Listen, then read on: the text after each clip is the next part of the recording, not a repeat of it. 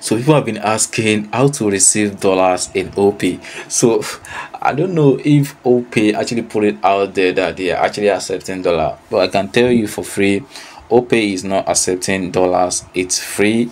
It's free on OP. OP is just taking naira. So all the transaction on OP is in naira.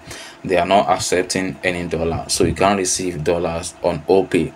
It's in naira. So you can use different other platforms to receive dollars like Payoneer. You can use GigPay. You can use cryptocurrency platform like Binance to receive dollars.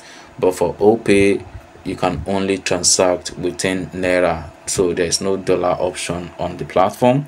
So it's an OP, is a Nigerian, or let me say African to be precise.